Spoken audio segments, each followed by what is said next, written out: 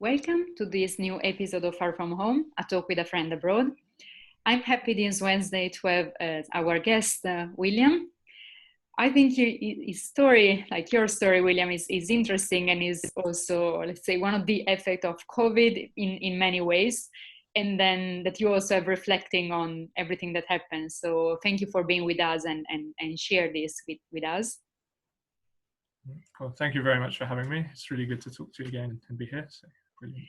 And I will start asking you a little bit about your story, because generally I start the talk with the question how you ended up in a place where you are or supposed to be. In your case, you are kind of stuck in the middle of a moving. So you were supposed to be in Malta. Hopefully you will be soon in Malta, but you're not in Malta. So if you want to share a little bit with us your story and your past and future plans. Yeah, brilliant. So I've been living outside of the UK for about 6 years now. And last year I ended up in Georgia. It's somewhere I've always wanted to go, somewhere I've always wanted to visit. And I had some free time, so I was going to spend the winter there before I went back to a job in Italy. But I loved Georgia so much, I decided to quit the job in Italy and I stayed there. And I was supposed to be going back at the end of February, which is just when everything really started to get quite bad, especially in Lombardia, as I'm sure you know. And, well, I decided I'd kind of made the right choice then, and I settled in to stay in Georgia through COVID. We got locked down there. I'm not even sure if the border's actually open yet, but I then made the decision that I was going to go to university this year in Malta, and it's the last year, I believe, that British students are going to be able to get the tuition paid for them by the EU. So I was like, this is a really, really important decision. I have to go. And of course, it was not the best year to choose to go. So I'd been working on my own business in Georgia. I'm still working on that, really going through, but I decided to take on the university project. And I've been trying to arrive in Malta since August. And it's now October. So as you said, I've got stuck. I managed to leave. The only flights out really from Georgia were to France. So I got back to Paris, and I've been staying with my partner's family in France. And we've been here for the last nearly 2 months now. Waiting for papers, trying to get to Malta, all this and that. And as I'd already told you on the call, we're waiting for my passport today. We're about to go on Thursday if everything goes well. Yes. So that's the current story of how I'm stuck here in France. And of course, there are worse places to be stuck, but yes, it's quite the story. Yes, no, I think it's interesting because you just mentioned you're in the middle not only of like COVID and all the pandemic, but also in the middle of the Brexit and all the effect on the UK citizen that want to like study or live and work outside the UK. But then I have a question for you, and it's about what you mentioned before. You said you love Georgia, but you were also living in Italy. So did you have any cultural shock in Italy and Georgia? And what did you like the most in Georgia that brought us to stay? So that's a really interesting question, actually. Just before I first came to Italy, I'd been living in France. So I was kind of used to a more southern culture than perhaps I would be if I'd come straight from the UK. And I guess really the south of France and the north of Italy are not so different. There's like the kind of some similarities. So it was really comfortable for me to come to Italy. I felt really good. Like I really love it there. The only reason I decided not to come back is because I'm off pursuing my own business, and it just wasn't right at the time. But I really loved living there. I had such a great time. When I went to Georgia, I guess I was expecting more of a cultural shock because I came actually after I'd been in Italy. I'd been doing a little tour in the eastern half of the EU, in Poland and Slovakia. But then I flew out to Georgia, and I was surprised by how European it actually felt. I was really expecting to feel a lot more lost. But you know, everybody's speaking English. Really young population. Tbilisi is very, very European city. So I was pleasantly surprised, but Mm-hmm. I was also looking forward to some culture shock. But I think it's quite similar to Italian culture, really. You know, there's a big focus on family. Um, yeah, it's really important to, like, life revolves around food, having a nice time, like being with your close friends and family. So I think it's really similar in that way, and you know, it Yes. feels very comfy to me. It's really, really Yes. pleasant to be there. Mm. Yeah, that's interesting. I had a friend that on the other side, he had a cultural shock in Georgia because Mm. he didn't expect this culture, like family oriented, Mm. and it was like people wanted to talk with me all the time, and I didn't want to talk with them, but they were always like so nice with me, and I just want to like focus on my thing and my business, and he was coming from Italy, but for him he didn't Yeah. expect it like that culture. Uh, yeah, I think it was a really pleasant surprise to me. I felt really welcome in Georgia. Everyone was so kind. Even if people are not speaking English, they really try to make themselves understood and to understand you. And there's a real culture of hospitality, Mhm. and it really revolves around the amazing food there, like lots of wine, lots of like good times talking to people. It's a really, really beautiful culture Yes. here. Mm. Good. And then like COVID came, you already said, you already mentioned something, but how was for you there? How was for you with all, also your connections abroad, like personally and professionally? How did this change also your plan? Mm.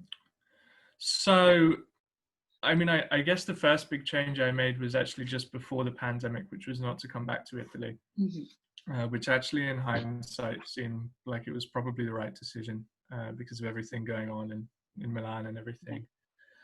Um, so I decided to stay there. My family were planning to come out and visit me. Some of my friends were going to come out to visit me. And this was kind of mid-February to March, we were discussing this. And then the government took really, really decisive action in Georgia. Like, everything was locked down very quickly. I think when they had about 10 confirmed cases. So it was really, really quick action. Um, like I was very actually impressed with the response there. I think it was way better than what we managed in the UK for sure. And they were quite strictly locked down. That was obviously not what I was expecting Mhm. when you go there. And I was expecting that I'd be able to go and enjoy the mountains, go out hiking all the time in the spring. I've been waiting for it, but unfortunately we were all confined to our houses. Um, I was living on my own there, so it was kind of tough not to see anyone. But I think because this was more of a worldwide issue, everybody else was kind of much more positive, jumping on video calls. So actually, I saw more of my friends than I'd seen them since I left the UK. So it, it had some positive sides to me to be there. I think it was a really good place to be. I'm really impressed with the action they took. It was, a nice safe place to be. There was really not too much of a problem, and I always felt good there, even though it was difficult to be halfway around the world, worrying about everyone at home and what's going on in the UK, because it's been a disaster there. So Yeah. kind of double-edged sword, really. Yes, I think Mm. most of us, when also this is one of the idea also doing these talks, because we had Mm. this, we were really in between, maybe safe and also fine in our new Mm. home, or that place that was home for us for a while, but then worry for home, like back home, and our friends and families, especially in some countries. Like I'm from Lombardy, you're from UK, so we were Yeah, we were really from that area that were affected the most. yeah. And but also what you mentioned, I think that was also something that we shared through the talks. The pandemic was global, so Mm. this thing of being global also like connected us more, Yeah, and also thanks to the new technologies, we use them to like stay in touch and show support with each other, and be there, and sharing also everything that was going on mm. better. Yeah, it's amazing to imagine how different it would have been even 10 years ago, maybe Yes, even 5 years ago. Like, no one would have been able to work like we have been. I think it would have been a much more difficult situation than it has been. exactly. I think everybody's getting a little fatigued of Zoom meetings and working from home. And just being there. But actually, it's meant we could keep going in much more of a way, like much more normal than perhaps we would have some years ago. Yes. So I think it's kind of positive, even if it's difficult, that we've been lucky enough to have all this technology, all this connection, where we can all share together, and nobody feels quite so alone, even if we're stuck at home. Exactly. And in fact, I want to ask you also, like before COVID, who was like your community in Georgia, or did you find any, let's say, your people were more the expat or also the locals, or you were in the capital, or you were outside? Yeah, so I was living in the capital, in Tbilisi. I just arrived there.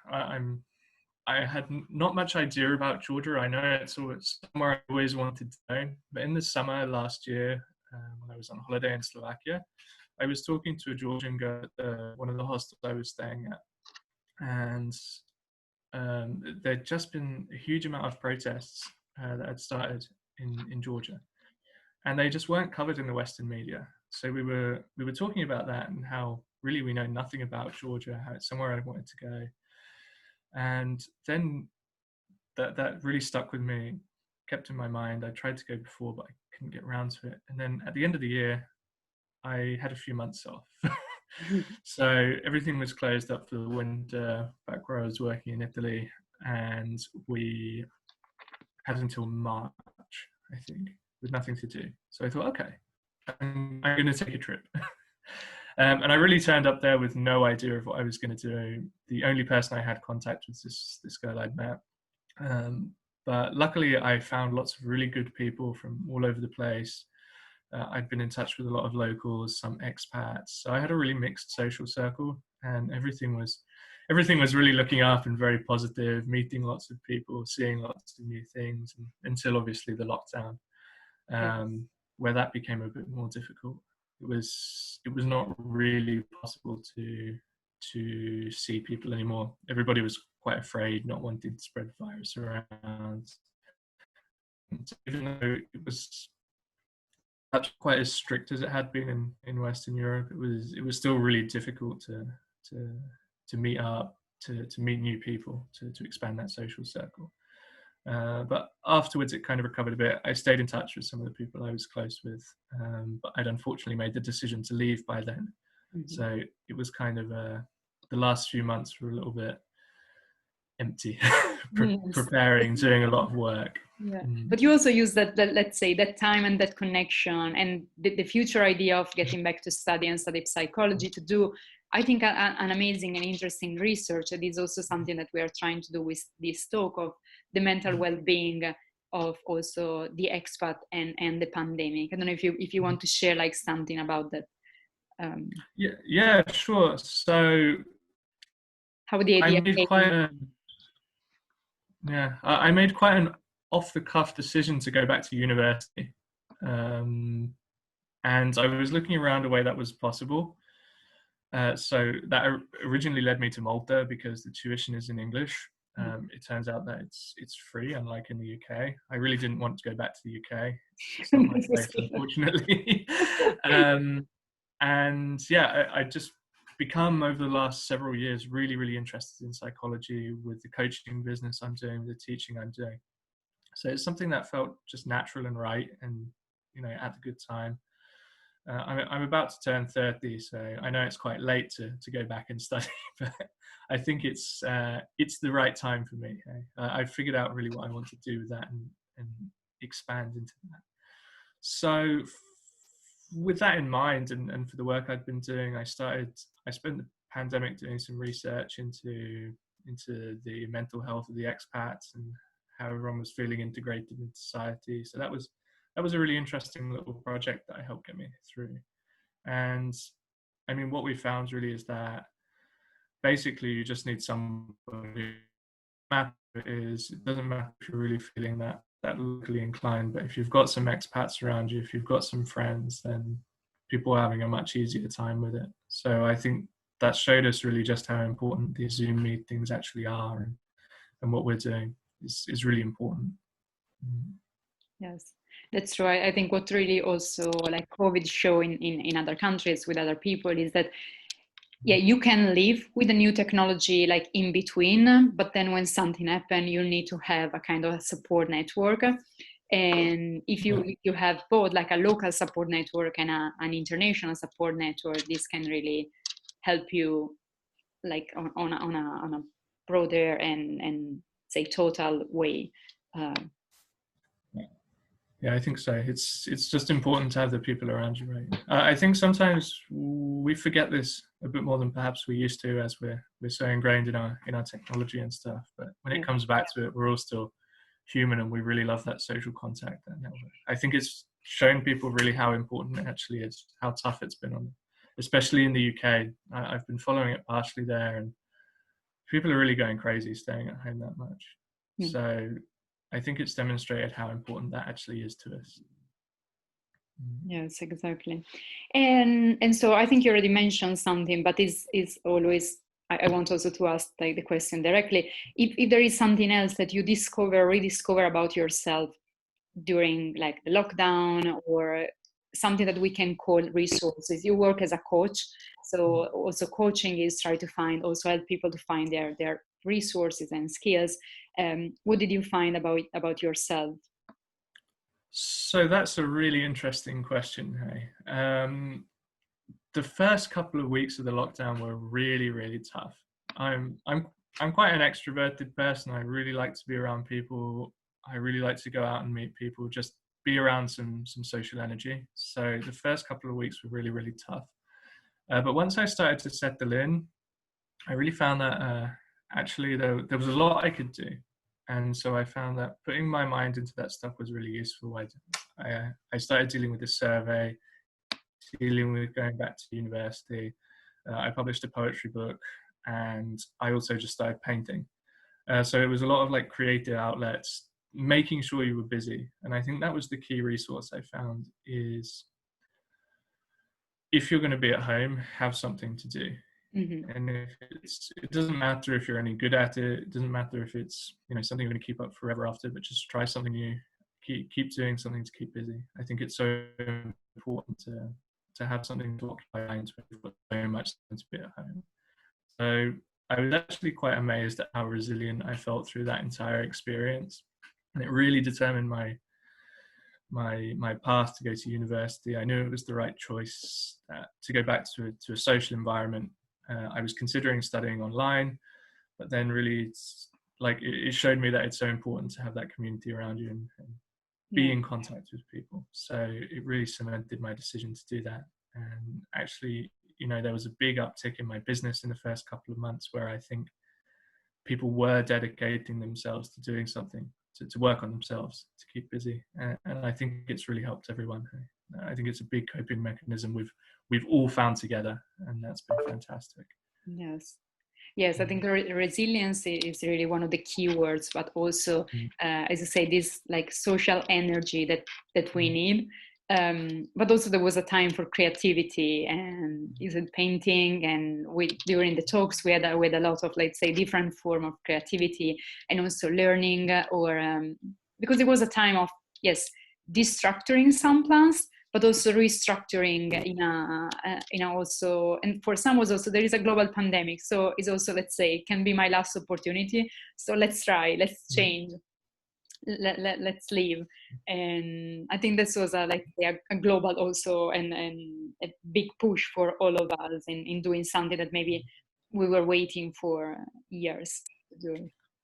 Yeah, I think so, especially because we were then forced to wait a bit longer, and we realized what waiting could actually look like and how lost we can get into that. Because it's really a situation that I personally expected to last maybe a month, and here we are on the same subject in October.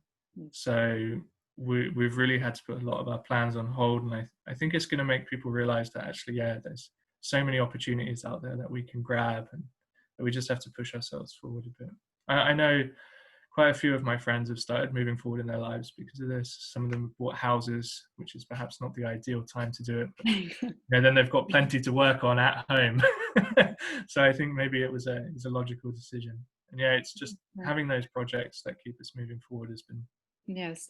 So Yeah, I important. think that was also so important during the lockdown and then after, like also Mm. having project, because this helps you to think about the future and also do some steps to reach your goal or your project. I think that also was something that helped a lot. Yeah, absolutely. Mhm. Super. So it was a real pleasure. And now we are almost at the end of our talk. And now there is a message to, I don't know, you don't want to go back to UK. So maybe your message will not be I have time first. for UK. So your message can be for like your family, your friends, the world, Malta, everything you can choose. Okay, so I'm not going to completely abandon my country. Okay. I'm going to say, like, good luck with everything that's happening. You know, I know where my friends and family are. They've been mostly safe, and you know, I'm really thankful for that. I know that's not the case in some places, so I really hope that gets better. And even if I'm not there, it's still where I come from, so it's terrible to see. But I think actually my real message is to Georgia, and that's that I miss you guys so much. Oh. I miss all your food. I miss my home in Tbilisi. I'm really glad to be starting a new chapter, but I'll definitely be back soon, even if it's just for a visit. There's so much I didn't get to see during the lockdown. It really threw my plans off, so I will be back.